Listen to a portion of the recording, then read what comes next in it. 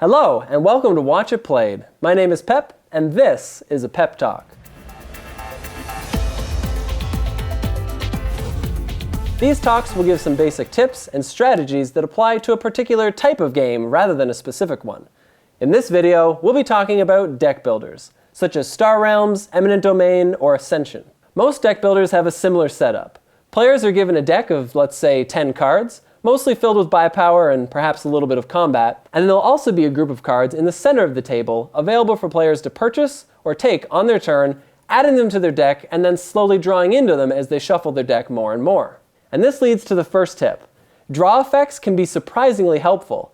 Though they'll usually feature less buy power or attack strength than cards of a similar cost, they'll help you filter through your deck faster, activate the effects of other cards, and just generally give you more options on a turn. These become very powerful in combination with scrap effects, or cards that remove other cards from your deck permanently. If the game goes on long enough, you may find yourself drawing your entire deck every turn. And while that sounds great, you might not want the game to go on that long. There is something to be said for a quick start.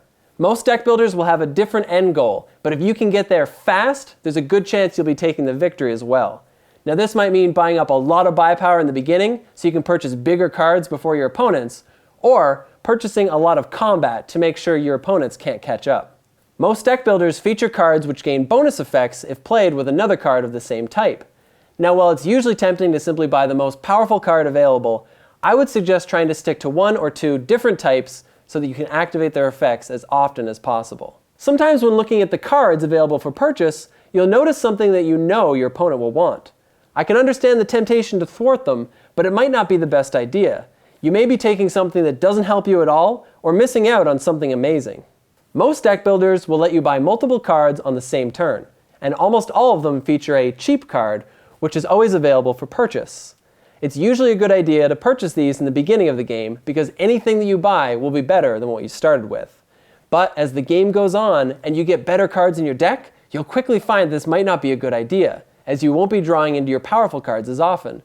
In some cases, it might even be a better idea to simply buy nothing on your turn. Those are just a few tips that cover most deck builders. But if you find yourself playing a particular one more often, it may be helpful to look up some ideas online as well. And if you have any suggestions or tips that I missed, feel free to put them in the comments below so others can see. But until the next episode, thanks for watching.